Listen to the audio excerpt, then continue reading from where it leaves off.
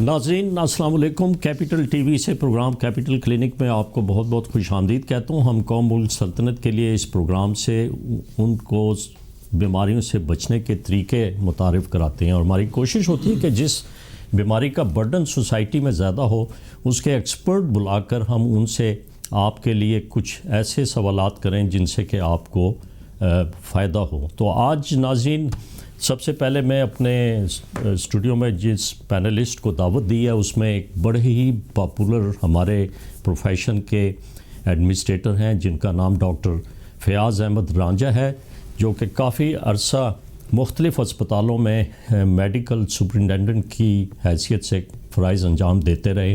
سابقہ MS میو اسپتال بھی ہیں، DG ہیلتھ فیڈرل گورنمنٹ میں بھی رہے اور انہوں نے اپنا پیشے کا آغاز ایک میڈیکل افسر سے کیا تھا اور رورل ہیلتھ سینٹر سے لے کے ڈسٹرکٹ ہیڈ کوارٹر اسپتال سے لے کے ایک پبلک سیکٹر بڑا جو کہ ساؤتھ ایشیا کا سب سے بڑا اسپتال ہے اس کے سربراہ رہے. میرے دوسرے مہمان پروفیسر محمد احمد عالمگیر خان ہیں جن کا میں اگر تعارف کراؤں تو وہ ایک ہمارے بڑے ہی مشہور استاد کے صاحبزادے ہیں جو کہ پروفیسر عالمگیر خان تھے، جو کہ جب پاکستان بنا تو پہلے چند فزیشین میں سے ان کا شمار ہوتا تھا اور انہوں نے اپنی سروس اور تدریسی عمل شروع کیا 1960 سے لے کے وہ 1985 تک طلباء کو پڑھاتے رہے اور اس میں بھی ان کا شاگرد ہوں. میرے ساتھ ڈاکٹر فیاض احمد رانجھا وہ بھی ان کے شاگردوں میں شامل ہیں اور ان کے یہ صاحبزادے جن 4 صاحبزادے وہ ڈاکٹر بنے اور مختلف میڈیکل انسٹیٹیوٹ میں اس وقت اپنے فرائض انجام دے رہے ہیں. تو پروفیسر محمد احمد عالمگیر ایک کلینکل فارماکولوجسٹ ہیں، پلمونالوجسٹ ہیں اور آلٹرنیٹیو میڈیسن میں خاص مہارت رکھتے ہیں. تو میں آج جس ٹاپک پہ ڈسکس کروں گا آپ کے لیے وہ ہے ہمارے اسپتالوں میں بڑھتا ہوا جمع غفیر، مریضوں کا ہو، عوام کا ہو، طلباء کا ہو، نرسز کا ہو، اس سے اسپتالوں کے مریضوں میں برا اثر پڑتا ہے اور وہ ہے ایک ایسی جراثیم اسپتالوں میں گھس جاتا ہے جس کو ہم کہتے ہیں کہ اسپتالوں سے انفیکشن لگی اور وہ ساری زندگی کے لیے کسی مریض کا درد سر بن جاتی ہے. ڈونلڈ ٹرمپ نے 2018 میں ایک نیو یارک پوسٹ کے ایڈیٹر کو صرف اس بات پہ سیک کر دیا کہ اس نے ایک حقیقت لکھی کہ جی نیو یارک کے تمام اسپتالوں میں جراثیم گھسے ہوئے ہیں اور وہ جراثیم جو ہیں وہ بہت زیادہ خرچہ ڈال رہے ہیں حکومت پر بھی اور مریضوں کی جیب پر بھی. اور دیکھا جائے تو اسی طرح ہمارے اسپتالوں میں جو انفیکشن ہے اس کا ریٹ کہیں زیادہ ہے کہ اسپتالوں کا آرکیٹیکچر اس طرح کا نہیں ہے. اسپتالوں میں لوگ SOPs بھول جاتے ہیں کہ کس طریقے سے انفیکشن کو کنٹرول کیا جائے اور پھر ہمارے اسپتالوں میں ایک ایسی ادویات مہنگی سے مہنگی استعمال کی جاتی ہیں کہ جو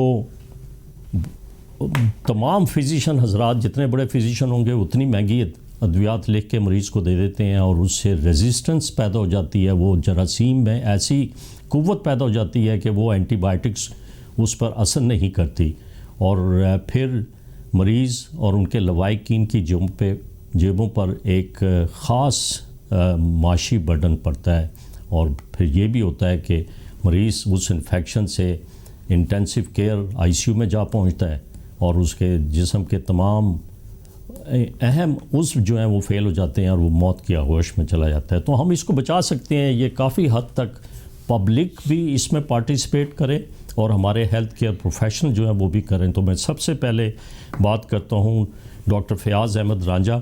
آپ کا بہت بہت شکریہ آپ ہمارے پروگرام میں تشریف لائے. یہ اسپتالوں میں ہم کس طریقے سے انفیکشن کو کنٹرول کریں؟ بسم اللہ الرحمن الرحیم. یہ بہت ہی اہم چیز ہے اور اب تو یہ زبان زد عام ہو گئی کہ لوگ یہ کہتے ہیں کہ جی کسی زمانے میں ہم ایک ٹیکہ لگواتے تھے تو اس سے ہمیں آرام آ جاتا تھا اور اب آج اتنے مہنگے ٹیکے لگوانے پڑتے ہیں. اس کی وجہ صرف یہ ہے کہ جس وقت میں جراثیموں کو کنٹین نہ کیا جائے، یعنی جو لوگ کبھی زندگی میں کسی جراثیم سے ایکسپوز نہیں ہوئے ان کو آپ چھوٹے سے چھوٹا ٹیکہ بھی اینٹی بائیوٹک کا لگائیں کہ ان کو اس کا اثر ہوتا ہے، فائدہ ہو جاتا ہے. تو اس لحاظ سے عوام الناس کی آگاہی کے لیے یہ بڑا ضروری ایک آپ نے ٹاپک لیا ہے اور خاص طور پر ہسپتالوں میں جو ہاسپٹل کے ویسٹ کے اوپر ایک بہت بڑا کام ہوا ہے، لیکن ابھی بہت کچھ کرنے کو باقی بھی ہے۔ اسی طرح سے جو گھر ہیں، اب تو میں چونکہ لوگوں کا ایکسپوجر گھروں میں زیادہ ہے، گھروں کے اندر بھی اب تقریباً ہر گھر ہاسپٹل بن گیا ہے۔ شوگر کی کٹ ٹیسٹ ہوتی ہے وہاں پہ، اور اس کا جو اسٹرپ نکالتے ہیں وہ بھی سالڈ ویسٹ میں آتا ہے، جو ہاسپٹل کا ویسٹ ہوتا تھا پرانا۔ جو انسولین کی سرنج لگاتے ہیں وہ سرنج بھی ہاسپٹل ویسٹ میں آتی ہے۔ کبھی کوئی گھر میں ٹیکے لگواتے ہیں لوگ، تو جو ٹیکے لگواتے ہیں ٹیکہ بھی اور جس سرنج سے لگاتے ہیں یہ بھی ایک سالڈ ویسٹ ہوتی ہے۔ اسی طرح سے جو پٹی لگاتا ہے کوئی بندہ، تو یہ سمجھتے ہیں کہ ہم اسپتال میں ہوتے ہیں، اس وقت تک تو وہ ساری ان چیزوں کا خیال رکھتے ہیں، لیکن جب گھر سے پٹی اتاریں گے تو اس کو بھی اسی ڈسٹ بن میں پھینک دیں گے جس ڈسٹ بن میں باقی گھر کا سارا کوڑا گیا ہے۔ تو ہاسپٹل ویسٹ اصل میں اس کی اب ڈیفینیشن وسیع ہو گئی ہے۔ ہر وہ چیز جو انسان کے جسم میں فلوئڈ ہے، پانی ہے، پیشاب ہے، خون ہے، بلغم ہے، تو ہر وہ چیز جو ان چاروں چیزوں سے، جس کو فلوئڈز ہے، اس سے جس کا کانٹیکٹ ہو جائے اس کو ہاسپٹل ویسٹ کہتے ہیں۔ اب یہ اسپتال کی چار دیواری تک محدود نہیں، جہاں بھی بندے کا ان چیزوں سے کانٹیکٹ ہو جائے تو جس چیز کا کانٹیکٹ ہوگا وہ ویسٹ میں آ جائے گی، اور اس ویسٹ کی ڈسپوزل اس انداز سے ہونی چاہیے جس سے آگے یہ جراثیم نہ پھیل سکے۔ تو اس لحاظ سے میں دونوں ہاسپٹل کے جو لوگ ہیں ان سے بھی اور جو گھروں کے اندر رہنے والے لوگ ہیں ان سے بھی یہ درخواست کروں گا کہ وہ اپنے اس ویسٹ کی ڈسپوزل کا بہترین انتظام کریں۔ ہسپتالوں میں 3 قسم کا ہم نے سیگریگیشن کی تھی، پہلے ہیزلڈس اور نان ہیزلڈس کی تھی، اس کے بعد پھر بایو ہیزلڈس کہ جو نقصان دیتے ہیں بایولوجیکلی۔ اس بایو ہیزلڈس میں جو سب سے بڑا چیز ہوتی تھی وہ، جیسے پروفیسر صداقت صاحب ملک کے مایہ ناز سرجن ہیں، انہوں نے بہت آپریشن کیے، تو جیسے کوئی چیز کاٹتے ہیں ایمپوٹیشن کے بعد، اب مسلمانوں کا تو یہ طریقہ ہے اور ابھی تک یہ حکم ہے ان کو کہ جس وقت میں بھی کوئی چیز ڈیڈ باڈی ہوگی، ڈیڈ باڈی کا پورشن بھی ہوگا تو اس کو دفن کریں گے۔ لیکن چونکہ اب ہر ایک آدمی کو یہ آگہی نہیں ہے کہ مسلمان کے لیے ضروری ہے کہ مسلمان کے جسم کا جو حصہ بھی کٹا ہے اس کو بھی وہاں ڈالا جائے، تو اب آپ حیران ہوں گے یہ سن کر کہ نیو یارک کے اسپتالوں میں، یو کے اسپتالوں میں جو 1/4 پورے ہاسپٹل کا ویسٹ ہے، جو عام طور پر 1 کلو گرام پر ڈے پر پیشنٹ ہم کیلکولیٹ کرتے ہیں، اس کا 1/4 جو ہے وہ یہ یعنی بایولوجیکل ویسٹ آ گیا، جس کے اندر ایمپوٹیٹڈ لمز آتے ہیں، چیزیں آتی ہیں باقی جو، اسی طرح سے ڈلیوری کے بعد جو ڈلیوری میں چیزیں آتی ہیں لیکن وہ فیاض صاحب آپ مجھ سے متفق ہوں گے، آپ میڈیکل سپرنٹینڈنٹ رہے اور بہت عرصے سے ابھی بھی ایڈوائزر کے طور پہ کام کرتے ہیں، کہ ہمارے اسپتالوں میں جو اس کو تلف کرنے کا کوئی خاطر خواہ انتظام ہے نہیں۔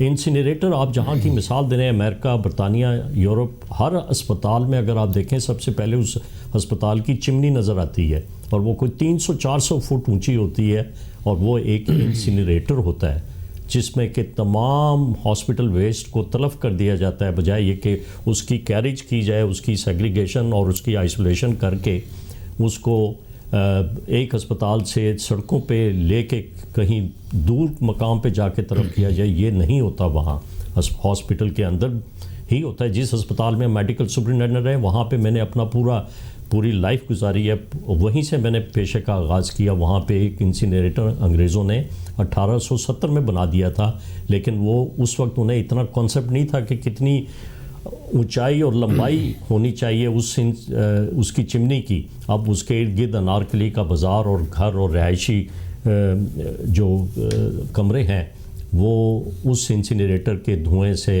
اور ان میں آلودگی پیدا ہوتی ہے، تو وہ ٹوٹل بند پڑا ہوا ہے۔ لیکن آئندہ جب بھی ہاسپٹل بنے اس میں ایک انسینریٹر کا ہونا بہت ضروری ہے۔ پروفیسر محمد احمد عالمگیر، آپ ایک کلینکل فارماکالوجسٹ ہیں، یہ جو ریزسٹنس ہوتا ہے جراثیم میں، ایک خاص قسم کی صلاحیت پیدا ہو جاتی ہے، جو کہ ابھی تک میرا خیال ہے کہ کووڈ-19 کا جو وائرس ہے، جو کہ ہمارے معصوم شہریوں کی جانیں لے رہا ہے اور پھیپھڑوں میں گھسا ہوا ہے، اس پہ ابھی اتنی ریسرچ نہیں ہوئی کہ کیا اس میں کسی بھی ڈرگ کی ریزسٹنس پیدا ہوئی ہے، جو کہ اس کے باوجود آپ ان کا علاج کر رہے ہیں، لیکن پھر بھی ہمارے وہ شہری جو کہ اس کے کووڈ-19 کے حملے میں متاثر ہوئے ہیں وہ جاں بد نہیں ہو سکتے۔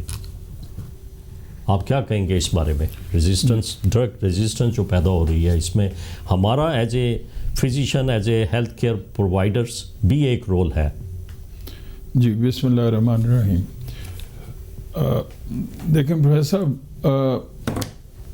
Health care system like other systems جو گورنمنٹ اور ملک کو چلاتے ہیں از بیسیکلی اے سسٹم. اگر وہ سسٹم پراپرلی نہیں چل رہا تو کوئی ایک انڈیویجول فرق نہیں ڈال سکتا. ساری دنیا میں آپ گلوبلی دیکھ لیں, ہیلتھ کیئر سسٹمز جو ہیں وہ ڈیولپ ہو رہے ہیں, اور وہ دن دگنا رات چوگنا جو کہتے ہیں وہ اس طرح ڈیولپ ہو رہے ہیں.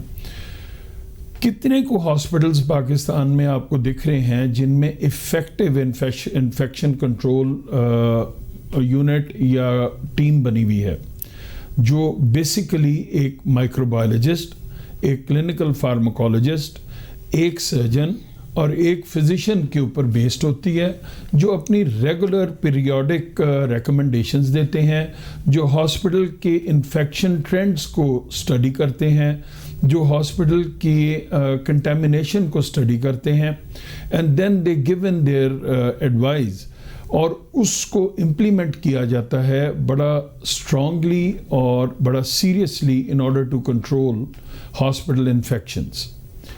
دین اس کا دوسرا پارٹ یہ ہے کہ ہیلتھ کیئر سسٹم میں ہی ہمارے بیسک ہیلتھ یونٹس آتے ہیں, ہمارے جنرل پریکٹیشنرز آتے ہیں, ہمارے پرائیویٹ ہاسپٹلز آتے ہیں.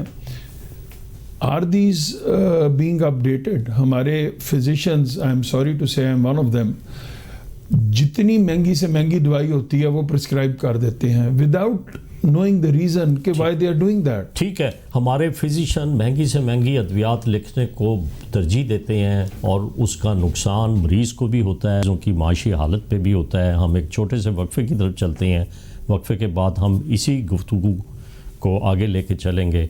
ناظرین ہمارے ساتھ رہیں. ناظرین, پروگرام میں دوبارہ خوش آمدید کہتا ہوں. آج ہم اسٹوڈیو سے قوم ملک سلطنت کے لیے کس طرح ہم اپنے پبلک سیکٹر بڑے اسپتالوں کی آب و ہوا کو صاف رکھ سکتے ہیں اور جراثیم سے پاک رکھ سکتے ہیں, وہ ہم ڈسکس کر رہے ہیں ڈاکٹر فیاض احمد رانجھا اور پروفیسر محمد احمد عالمگیر سے.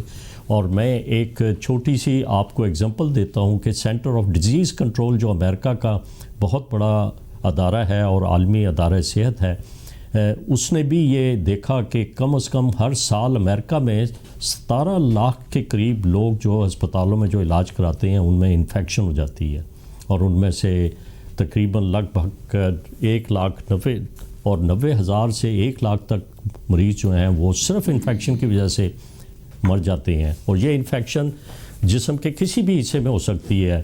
ایک سرجری اگر کی ہے اس کے زخم میں ہو سکتی ہے, پھیپھڑوں میں ہو سکتی ہے, نمونیا کی شکل میں ہو سکتی ہے, اور اگر جسم میں کچھ نالیاں پڑی ہوئی ہیں جس طرح پیشاب کی نالی ہے یا ڈرپ جا رہی ہے, وہاں سے بھی انفیکشن ہونے کا رسک ہوتا ہے. تو پروفیسر احمد عالمگیر, آپ مجھے یہ بتائیں کہ ہم ریزسٹنس جو ہے کس طریقے سے ہم اس سے بچاؤ حاصل کر سکتے ہیں کہ جراثیم جو ہے اس میں ایک خاص قسم کی طاقت پیدا ہو جاتی ہے کہ جو سستی ادویات ہیں وہ اس پہ کام نہیں کرتی ہیں اور فزیشین مجبور ہو جاتے ہیں مہنگی ادویات لکھنے کی.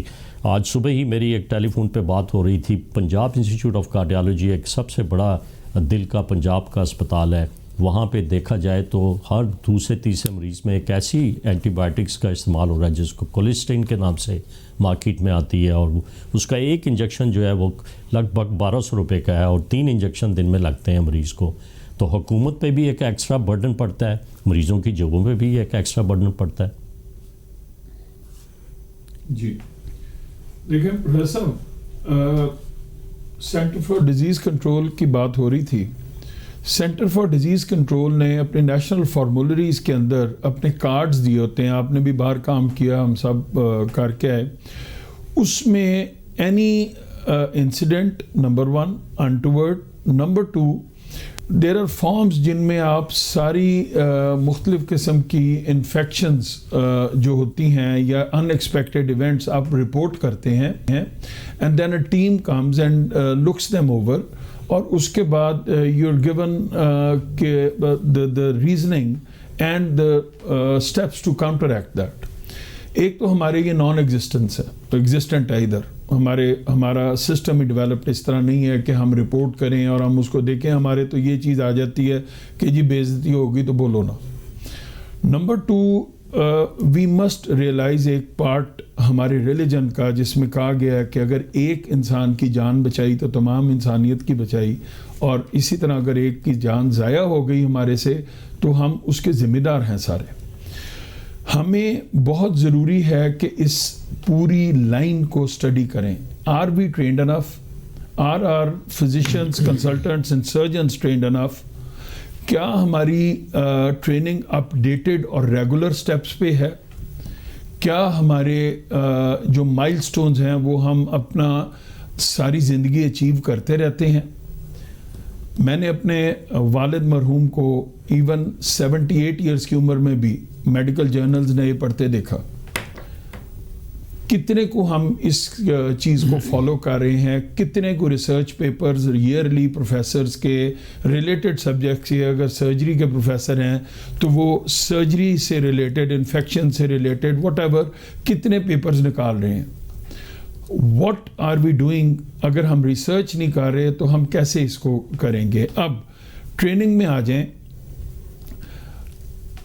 देखें, अगर हम गलत एंटीबायोटिक सही टाइम पे भी दे रहे हैं, या सही एंटीबायोटिक गलत टाइम पे भी दे रहे हैं, या हम डोज पूरी नहीं दे रहे हैं, अगर हम बॉडी वेट के हिसाब से कैलकुलेट नहीं कर रहे हैं, अगर हम पेशेंट के रिलेटेड बाकी प्रॉब्लम्स को मद्देनज़र नहीं रख रहे हैं, तो हम बैक्टीरियल और डिफरेंट ऑर्गेनिजम्स का रेजिस्टेंस बढ़ा रहे हैं। अगर हम प्रॉपर स्टेप्स नहीं ले रहे हैं, आप अब कोविड-19 को देख लें, आपके बेसिक हेल्थ यूनिट्स में, आपके प्राइवेट मेडिकल क्लिनिक्स में, हर जगह पे कोविड-19 के पेशेंट्स को देखा जा रहा है। क्या हमारे SOPs फॉलो हो रहे हैं? क्या हम पर्सनल प्रोटेक्टिव इक्विपमेंट उधर रख के फॉलो कर रहे हैं? क्या एंटीबायोटिक्स सही मिल रही हैं? ये गाइडलाइंस होनी चाहिए, और अस्पताल का सरबराह जो है ये उसकी ज़िम्मेदारी है। जिस तरह डॉक्टर फयाज़ रांझा बैठे हैं, ये मेडिकल सुपर थे, मैं इनसे ज़रूर पूछूंगा, और मेरी कोशिश होगी कि मैं एक पब्लिक सेक्टर हॉस्पिटल के सरबराह को बीपर पे लूं और उनसे पूछूं कि वो इन हदायत पे जो कि आप बता रहे हैं, क्या उन्होंने आगे इंस्ट्रक्शन पास ऑन किए हैं। मुझे अच्छी तरह मालूम है कि आपके अब्बा जी जब प्रोफेसर ऑफ मेडिसिन थे तो उस वक्त 2 या 3 एंटीबायोटिक्स मार्केट में होती थी, जिसमें टेट्रासाइक्लिन है, सेप्ट्रान है, और मैक्सिमम क्लोरफेनिकोल एक मेडिसिन थी जो कि टाइफाइड के मरीज़ों में इस्तेमाल हो रही थी। एक इन्फेक्शन कंट्रोल पॉलिसी का जिक्र किया, बहुत ज़रूरी है, अस्पतालों में होनी चाहिए, और एंटीबायोटिक पॉलिसी की एक कमेटी बननी चाहिए। मैं एक छोटे से वक्फे की तरफ चलता हूँ, वक्फे के बाद फिर मैं डॉक्टर फयाज़ साहब आपसे पूछूंगा कि इसके लिए हमें बड़ा इनकलाबी कदम उठाना पड़ेगा कि हम कम से कम ज़्यादा से ज़्यादा सस्ता इलाज मरीज़ का अस्पतालों में करें, और अस्पताल में मरीज़ों का स्टे जो है वो कम होना चाहिए। वो भी एक इन्फेक्शन से बचाव का तरीका है, जिसको डे केयर सर्जरी कहते हैं। यूरोप ने तो काफ़ी हद तक तमाम जो तरीका इलाज हैं सर्जरी के ज़रिए, उनको सुबह बुलाते हैं और रात को मरीज़ को घर भेज देते हैं। नाज़रीन, हमारे साथ रहें, वक्फे के बाद फिर दोबारा इसी टॉपिक पे डिस्कशन करेंगे। नाज़रीन, आज कौम मुल्क सल्तनत के लिए हम अपने स्टूडियो से डिस्कस कर रहे हैं कि अस्पतालों में या घरों में आप इन्फेक्शन से किस तरह बच सकते हैं और क्या प्रिवेंटिव मेजर्स आपको लेने चाहिए। तो इस वक्त मेरे साथ प्रोफेसर मोहम्मद अमजद हैं, जो कि बहुत वसी तजर्बा रखते हैं एक बड़े पब्लिक सेक्टर अस्पताल में काम करने का, और उसके सरबराह भी हैं, services institute of medical science और सर्विसेज हॉस्पिटल के सरबराह हैं। तो मैं अमजद साहब, अस्सलाम वालेकुम। आपका बहुत बहुत शुक्रिया, आपने हमें टाइम दिया। ये अभी मेरे स्टूडियो से दो ये जो पैनलिस्ट हैं ये बता रहे हैं कि हर अस्पताल में एक इन्फेक्शन कंट्रोल कमेटी होनी चाहिए और एक एंटीबायोटिक पॉलिसी कमेटी होनी चाहिए, ताकि आप मरीज़ों की जेबों पे ज़्यादा बर्डन ना डालें और महंगी अद्वियात ना लिखें। बदकिस्मती से जितनी महंगी दवा लिखी जाती है उसका उतना ही उल्टा असर होता है और मरीज़ सेहत याब होने के बजाय उसका और बेड़ा गर्क हो जाता है। तो आप इस सिलसिले में क्या इक़दाम कर रहे हैं? आपका एक बहुत बड़ा जमे गफ़ीर तलबा का भी है, नर्सिस का भी है, लोगों की चहलकदमी भी अस्पतालों में है बहुत सारे। और जब नवाज शरीफ दाखिल थे तो उस वक्त तो एक बहुत बड़ा हजूम हर वक्त अस्पताल के गेट पर रहता था। तो आप इस सिलसिले में क्या इंस्ट्रक्शन आपने पास ऑन की हैं? जी सर, बहुत शुक्रिया प्रोफेसर साहब। بالکل آپ نے صحیح کہا ہے. ہمارے ملک کے اندر ہمارے ملکی سرمایہ کا ایک بہت بڑا حصہ انفیکشنز کے کنٹرول کے نام پر دوائیوں کے اوپر ضائع کر دیا جاتا ہے. سب سے پہلی بات تو سر یہ ہے کہ ہمارے ہاسپٹلز کے اندر جو اسٹرلائزیشن ہے یہ اگر اسٹینڈرڈائز ہو جائے تو بہت سی انفیکشنز کو ہم بچا سکتے ہیں. سرکاری ہسپتالوں کے اندر چونکہ کام کا رش زیادہ ہوتا ہے اور جو ہمارے امپلائیز ہیں ان کے اوپر نگرانی ذرا کمزور ہوتی ہے تو اکثر تھیٹروں کے اندر اسٹرلائزیشن جو ہے وہ ٹھیک نہیں ہوتی, جس کی وجہ سے انسٹرومنٹس جو ہیں وہ بھی کنٹامینیٹڈ ہو جاتے ہیں اور بعض اوقات جو ڈفرنٹ لیننز اور چادریں اور پلوز اور شیٹس اور یہ ساری چیزیں یا ایون ڈریسنگ کا سامان, ڈریسنگ جو ہماری ٹرالیز ہوتی ہیں اس کے اوپر, ان کو ہم اس طرح سے صاف ستھرا نہیں رکھ پاتے, جس کی وجہ سے انفیکشن مریض کو ٹرانسمٹ ہونے کا بڑا زیادہ خطرہ ہوتا ہے. اور پھر یہ انفیکشن بھی جیسے آپ کے علم میں ہے خاص انفیکشن ہوتی ہے جسے ہم کہتے ہیں ہاسپٹل ایکوائرڈ انفیکشن, جو سب سے خطرناک انفیکشن ہوتی ہے کیونکہ اس کے اوپر اینٹی بایوٹکس کا اثر بہت ہی تھوڑا ہوتا ہے. تو میں نے سر اپنے ہاسپٹل کے اندر یہ بڑی سخت انسٹرکشن دے دی ہے کہ اسٹرلائزیشن کے اوپر کوئی کمپرومائز نہیں کیا جائے گا. ٹھیک ہے, ایک تو اسٹرلائزیشن ہے, ایک ہاتھوں کو بار بار دھونا. آپ کے اسپتال میں کام کرنے والا ہر ہیلتھ کیئر ورکر جو ہے, نرسز سے لے کے بڑے پروفیسر تک, انہیں جب بھی مریض کو ہاتھ لگائیں اس کے بعد اپنے ہاتھوں کو صابن سے ضرور دھوئیں, اس سے پہلے کہ وہ دوسرے مریض کا معائنہ کرنے اس کے بستر تک جائیں. بہت بہت شکریہ آپ کا, آپ نے ہمیں ٹائم دیا. ڈاکٹر فیاض احمد رانجھا صاحب میرے ساتھ. فیاض صاحب یہ بتائیں کہ کون سے جو ہیں بڑے سنجیدہ جراثیم پائے جاتے ہیں, جس طرح ڈونلڈ ٹرمپ نے نیو یارک پوسٹ کے ایڈیٹر کو سیک کر دیا تھا کہ اس نے ایک حقیقت لکھ دی اخبار میں کہ جی نیو یارک کے تمام اسپتالوں میں جراثیم ہیں. بالکل صداقت صاحب آپ نے بالکل صحیح کہا, اور امجد صاحب نے بھی اس کی نشاندہی کی. 4 بڑے جو ابھی ایک ہاسپٹل ایکوائرڈ انفیکشن کے اوپر ایک بہت ریسرچ جو چھپی ہے, اور انشاءاللہ ہماری ریسرچ جو 3,06,000 سرجریز کے اوپر ہوئی ہے, کوہارٹ سٹڈی ہے. اور اس وقت ہمارے پروفیسر تھے پروفیسر امان اللہ خان صاحب, مرحوم اللہ ان کو جنت میں اعلیٰ مقام دے. وہ اس سے ہم نے پہلی دفعہ یعنی ٹیچنگ ہاسپٹل کے اندر ریسرچ سیل قائم کیا تھا تاکہ یہ بات ہماری بھی چھپے اور ہماری بات بھی اتھینٹک ہو. لیکن 2 چیزیں بڑی خوب میں اچھی عوام کے آگہی کے لیے بھی اور تھوڑی حوصلہ افزائی کے لیے بھی بتاؤں کہ 3,06,000 آپریشن ہمارے دور میں آپ لوگوں نے کیے.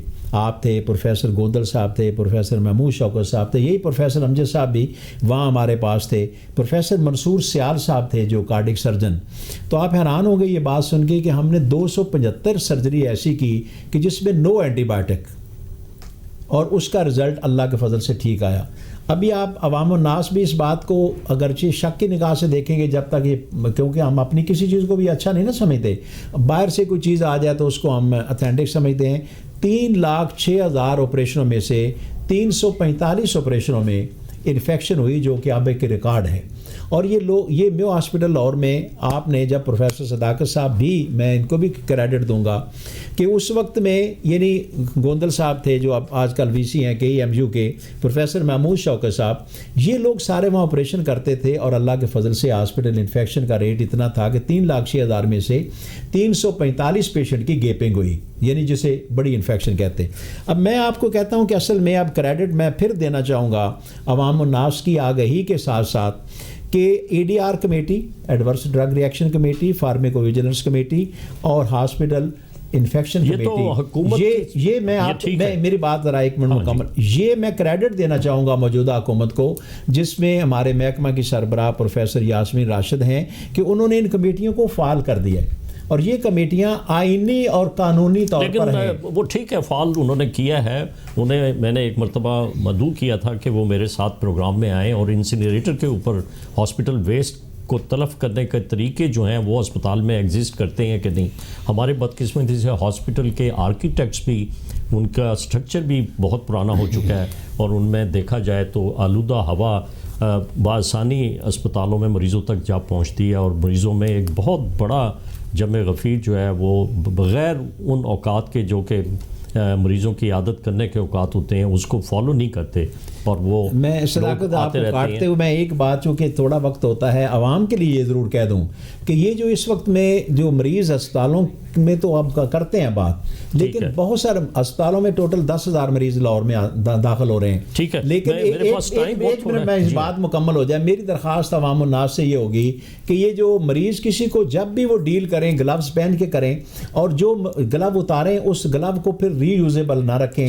اسی طرح سے جو ماسک ہیں، ماسک ان ماسکوں کا مذاق نہ اڑائیں. ڈاکٹر احمد عالمگیر، ایک مختصر سا سوال، آپ اس بارے میں کیا کہیں گے کہ کس طریقے سے ہم انفیکشن کو کنٹرول کر سکتے ہیں؟ انفیکشن کنٹرول پالیسی آپ نے بتا دی، اینٹی بائیوٹک پالیسی اسپتال کی ہونی چاہیے. 1 منٹ میں آپ ذرا کائنڈلی بتا دیں کہ کیا کچھ ہونا چاہیے. دیکھیں پروفیسر صاحب، ہمیں سسٹم ڈیولپ کرنا ہے، ہمیں لوگ ٹرین کرنے ہیں، ہمیں ڈسپینسرز کو ٹاپ موسٹ لیول پہ ٹرین کرنا ہے. Dispensing is the back bone آپ کے سسٹم کی. میں آپ کو ایک سروے کا 2002 کا اگر مجھے اجازت دیں 4 لائنیں پڑھ کے بتا دوں. جی میں وداؤٹ ٹیکنگ دا نیمز، یہ 2 پروونسز میں ہمارے ملک کے ہوا، اس کی کنکلوژن ورڈ ٹو ورڈ پڑھ کے بتا رہا ہوں. Emergency drug supply project illustrates that dispensing practices are not satisfactory in either of the 2 provinces. The survey findings showed that dispensers have absolutely no idea regarding certain essential parts of dispensing, like preparation and labeling of drugs, and they lack adequate training. ٹھیک ہے، اس میں ایک last چیز میں add کروں گا جی. The average dispensing time per patient for the provinces was 34.4 seconds. ٹھیک ہے، بہت ہی کم وقت تھا کہ ایک ڈسپینسر نے ڈسپینسنگ ڈرگ کی کاؤنسلنگ ہے ہی نہیں، جو نہیں ہے 34 سیکنڈ میں صرف وہ ساری ادویات دے جاتا ہے، بتاتا نہیں ہے کہ کب لینی ہے. ناظرین بہت بہت شکریہ، آپ نے ہمارا پروگرام دیکھا. اپنی صحت کا خیال رکھیں. خدا حافظ.